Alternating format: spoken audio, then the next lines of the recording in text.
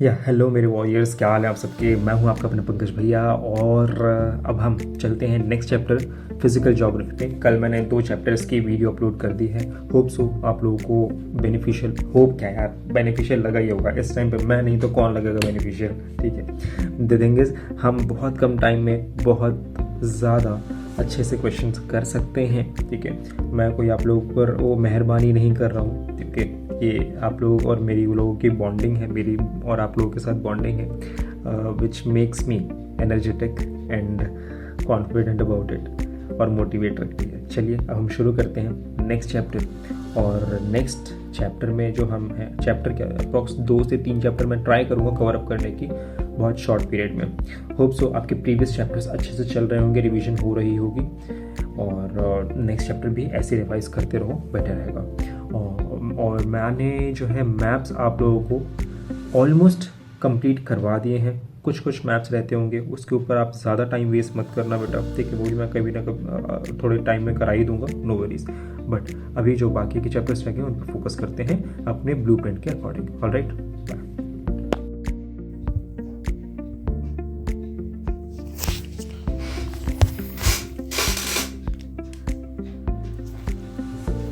सो hello warriors, चलिए start करते हैं ये वाला चैप्टर जो हमारा है distribution of ocean and continents. Basically chapter बहुत बड़ा है, बहुत इंटरेस्टिंग भी है, बट अब ये इंटरेस्ट लेने का टाइम नहीं रह गया, मार्क्स लेने का टाइम रह गया। तो let's focus upon the marks. Alright, तो बेटा इसके अंदर ना बस मैं थोड़ा सा बता देता हूँ, नथिंग एल्स। कॉन्टिनेंट्स मतलब कि हमारे पूरे 100% अर्थ के ऊपर 29% जो बेटा अर्थ की सरफेस के ऊपर कॉन्टिनेंट्स अवेलेबल है। कॉन्टिनेंट्स मतलब कि लैंड मास, ठीक है। और 71% जो बेटा वो वाटर अवेलेबल है। ये आपको बचपन से पता है, ओके। चलो जी, इसकी ना एक थोड़ी सी स्टोरी जानते हैं। और इसकी स्टोरी क्या है आपको मैं ज़रा सा, ये रहा, यस, देखो बेटा इसकी स्टोरी क्या है। बेसिकली ये प्लेट टेक्टोनिक्स होते हैं, मतलब कि टेक्टोनिक प्लेट्स होते हैं। टेक्टोनिक प्लेट्स क्या है, मैं आपको थोड़ा सा पिक्चर दिखाता हूँ। ये देखो बेटा, हमारी अर्थ की सरफेस है, ये हमारी अर्थ की सरफेस है, राइट। अर्थ की सरफेस का जो ये विड्थ है ना बेटा, ये विड्थ पता है अप्रॉक्स कितना हो सकता है? अप्रॉक्स ये होता है बेटा 30 to 100 किलोमीटर्स, मतलब कि 30 से 100 किलोमीटर तक की इसकी चौड़ाई हो सकती है बेटा, ठीक है। मतलब कि डेप्थ जो है इसकी 30 से 100 किलोमीटर तक की हो सकती है। अब उस डेप्थ के नीचे क्या चीज़ है? उसके नीचे है बेटा पिघली हुई मिट्टी, जिसको आप मेंटल बोलते हो। क्या बोलते हो? मेंटल, ठीक है। और ये जो मेंटल है ये ऐसी पड़ा नहीं रहता बेटा, ये मेंटल इतना ज़्यादा गर्म होता है जैसे आपका पानी उबलता है ना बेटा, ठीक है। तो आपने देखो बबल्स जो है वो ऊपर जाते हैं, ठीक है। ऊपर बबल जाने के बाद ठंडे होते हैं, ठंडे होने के बाद फिर वही पानी नीचे आता है। तो आप देखो ये साइकिल जो है, ये साइकिल जो है ये कॉन्टिन्यूसली मूव करती रहती है, ठीक है। कैसे? नीचे का जो हॉट वाटर, जो हॉट वाला मेंटल है वो हल्का होगा, हल्का होगा तो ऊपर जाएगा, ठीक है। जैसे कि एयर हल्की हुई थी, हल्की होने के बाद ऊपर गई थी, राइट। और ऊपर जाती एयर जिस तरह से higher the altitude lower the temperature हो जाता है ना, वैसे ही जब अंदर का मेंटल ऊपर के सरफेस के पास आता है तो आपको पता है यहाँ का टेम्परेचर जो बेटा बहुत कम है, ठीक है। और यहाँ का टेम्परेचर बहुत ज़्यादा होता है, अप्रॉक्स मैं बता दूँ 5000 डिग्री सेल्सियस। 5000 डिग्री सेल्सियस का मतलब मैं आपको रफली बता देता हूँ आपके थोड़े से रिलेट करने के लिए। सन के बाहर का टेम्परेचर 5000 डिग्री सेल्सियस होता है, तो सोचो हमारे अर्थ का टेम्परेचर भी उस सन के बाहर के टेम्परेचर के बराबर है, मतलब कि 5000 डिग्री सेल्सियस टेम्परेचर है बेटा, ठीक है। इतनी ज़्यादा हीट एनर्जी प्रोड्यूस करता है हमारे अर्थ के सरफेस के अंदर, ठीक है। और यहाँ से मेंटल बाहर निकलना चाहता है, बट ऊपर सरफेस इसको लॉक करके रखता है। तो फिर क्या होता है, यहाँ से ठंडा हो जाता है, उसके बाद फिर ये नीचे आ जाता है, क्योंकि ये मटेरियल जब यहाँ पर जाकर ठंडा हो गया तो फिर हैवी हो जाएगा, और हैवी हो जाएगा तो फिर ग्रेविटी से फिर नीचे चला जाएगा, ठीक है। फिर यही उबलेगा, उबलने के बाद फिर मतलब बॉयल होने के बाद, गर्म होने के बाद फिर लाइट होगा, फिर ऊपर आएगा। तो आप देख रहे हो ये साइकिल कॉन्टिन्यूसली मूव करती रहती है, ठीक है। इसी साइकिल को हम बोलते हैं बेटा कन्वेक्शन करंट।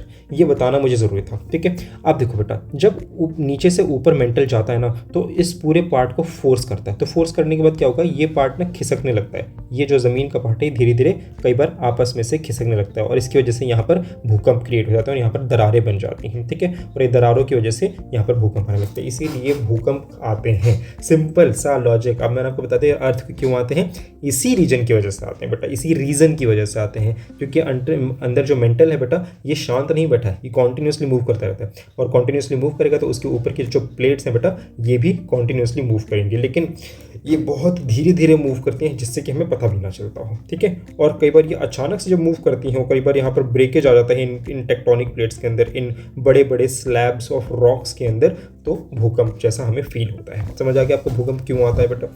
ऑलराइट, इसी थ्योरी को हम बोलते हैं बेटा प्लेट टेक्टोनिक। इसी प्लेट टेक्टोनिक की थ्योरी को हम यहाँ पर देखते हैं, ठीक है।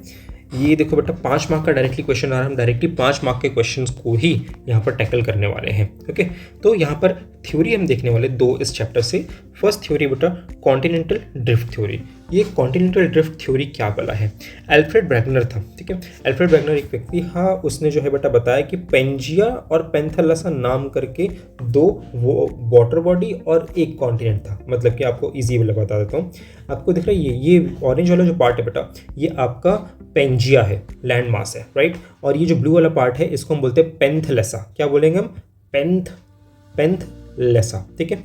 मतलब कि ह्यूज वाटर बॉडी का नाम पेंथलेसा पड़ गया और ह्यूज कॉन्टिनेंट या लैंड मास का नाम पड़ गया पेंजिया।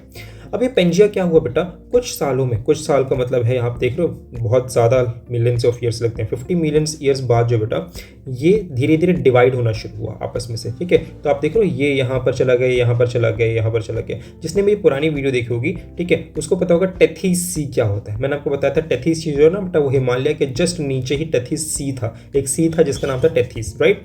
अब देखो ये वाला पार्ट दिख रहा है आपको, ये धीरे धीरे इंडिया बनने वाला है और ये इंडिया जो है कुछ इस डायरेक्शन मूव करेगा और जाके एशिया से टकराएगा और टकराने के बाद ये टेथीस सी को हटा करके ये इंडिया अपनी जगह ले लेगा, ठीक है। और धीरे धीरे देखो ये वही हो रहा है, यहाँ पर आते हैं तो ये इंडिया है, ये टकराने वाला है और धीरे धीरे ये इंडिया यहाँ से टकराएगा और टकराने के बाद ये देखो इंडिया टकरा गया और यहाँ से टेथीस सी गायब हो गया। सिर्फ इंडिया की बात नहीं हो रही, आप देखोगे यहाँ पर बहुत सारे कॉन्टिनेंट्स जो हैं, मैं साइड पे जाता हूँ, यहाँ पर बहुत सारे कॉन्टिनेंट्स जो बेटा आपस से दूर जा रहे हैं क्योंकि यहाँ पर कॉन्टिन्यूअस मूवमेंट हो रही है इन कॉन्टिनेंट्स की, ठीक है। ये लैंड मास की कॉन्टिन्यूअस मूवमेंट हो रही है और कॉन्टिन्यूअस मूवमेंट क्यों हो रही है? क्योंकि इसके नीचे एक मैकेनिज्म काम कर रहा है और वो है ये वाला पार्ट। इसकी वजह से ये जब कॉन्टिन्यूअस मूव करेगा तो ऊपर के प्लेट्स को भी ये मूव करवाता रहेगा। एक एग्जांपल लेते हैं, एक पानी उबल रहा है और पानी उबलते हुए आप उसके ऊपर कोई प्लास्टिक का कोई पेन डाल दोगे या कोई प्लेट डाल दोगे प्लास्टिक की, तो प्लेट भी हिलने लगती है क्योंकि अंदर से पानी उबल रहा है, तो वो भी तो ऊपर की जो भी चीज़ रखी होगी उबलते हुए पानी के ऊपर वो भी तो बॉईल करने लगेगी। तो एग्जैक्टली वो इस तरह से वर्क कर रहा है यहाँ पर भी, ठीक है। और वैसे ही समझो कि नीचे उबलता हुआ पानी है। वेट अ मिनट, वो कॉल आ रहा है।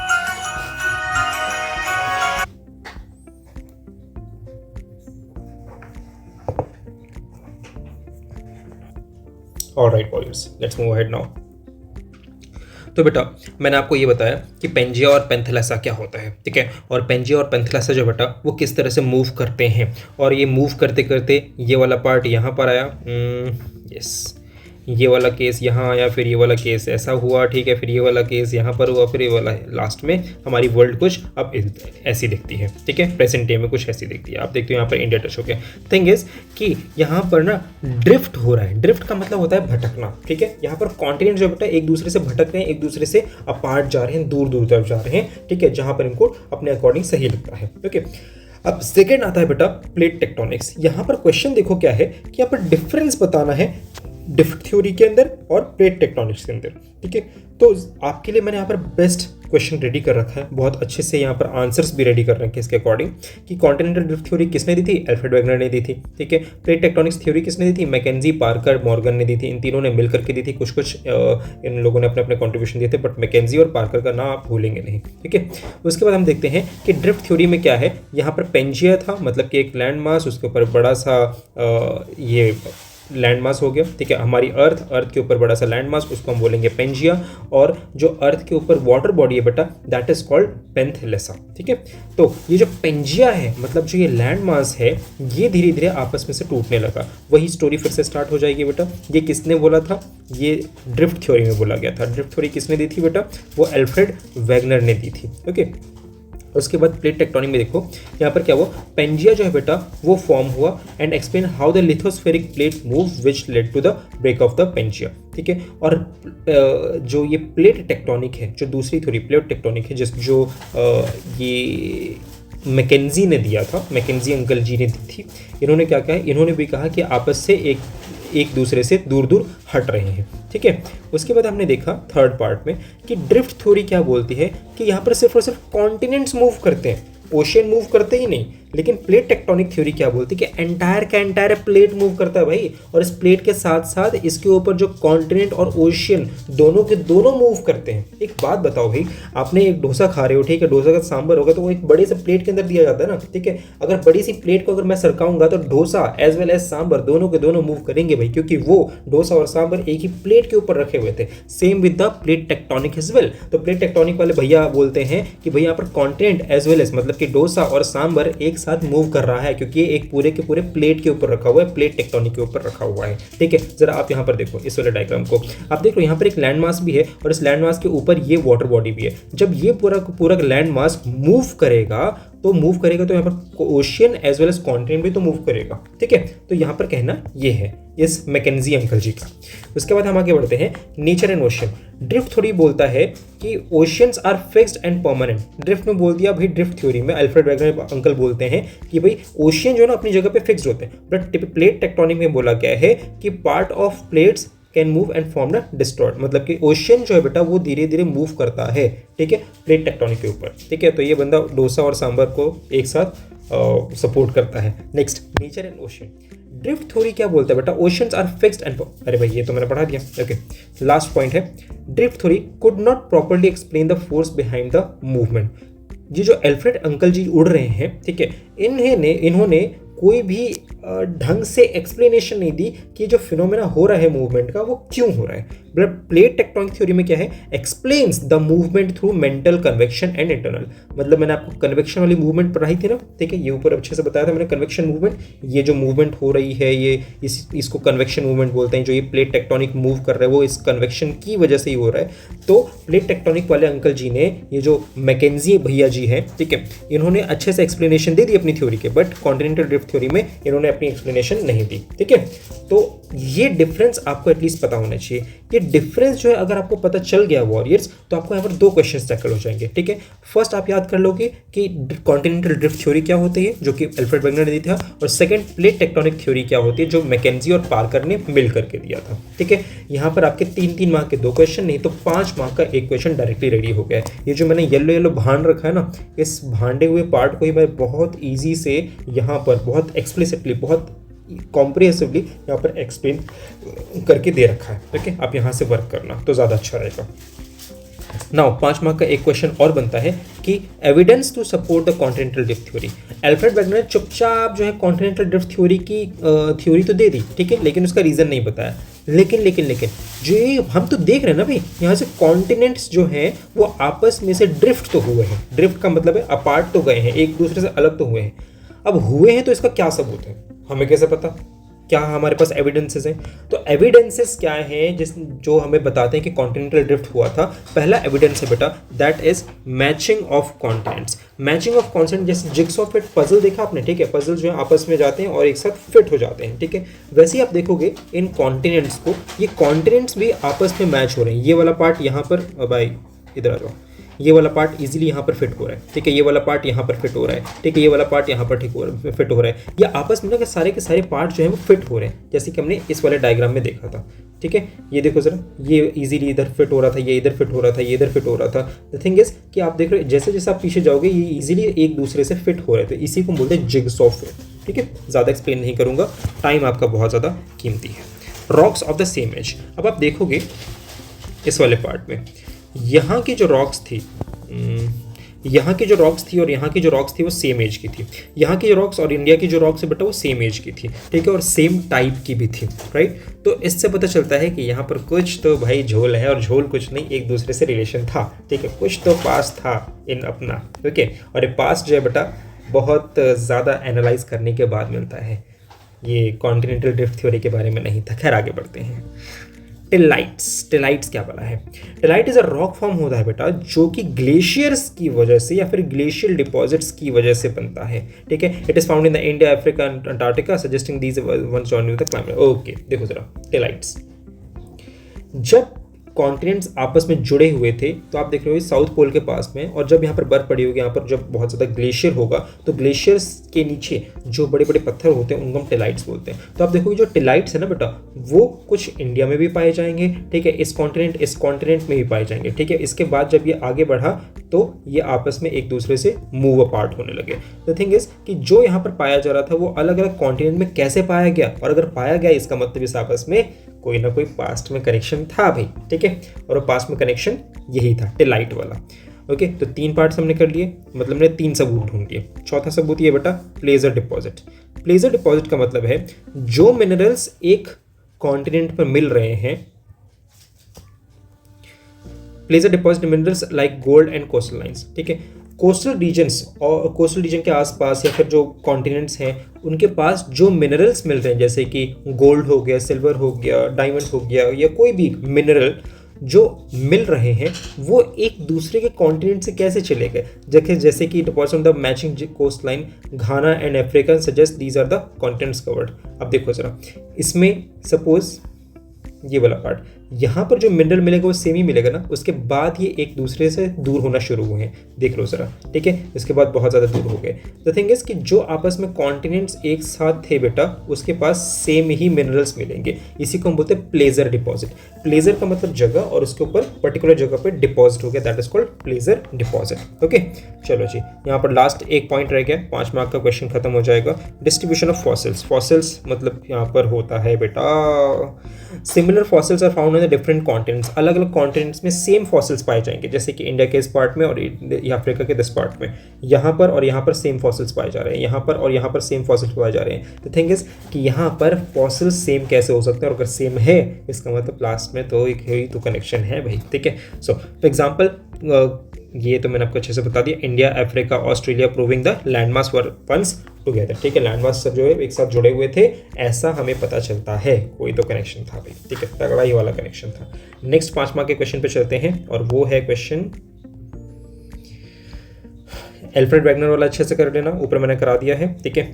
और ये रहा दिस वन, लास्ट इस पूरे चैप्टर में 5 मार्क का question. According to tectonic plate theory in how many plates. देखो बेटा, टेक्टोनिक प्लेट की थ्योरी के अकॉर्डिंग हमारे कंट्री में कितने मेजर टेक्टोनिक प्लेट्स और कितने माइनर टेक्टोनिक प्लेट्स हैं। तो आप देखोगे यहाँ पर कि हमारे पूरे वर्ल्ड में टोटल 7 जो है बेटा वो मेजर टेक्टोनिक प्लेट्स हैं। मेजर मतलब बड़े बड़े, और उसके बाद अप्रॉक्स 8 से 20 तक जो है माइनर टेक्टोनिक प्लेट्स हैं, ठीक है, माइनर टेक्टोनिक प्लेट्स। ये मैंने यहाँ पर डायग्राम दे रखा है, आप देखो मेजर वाले कौन कौन से हैं।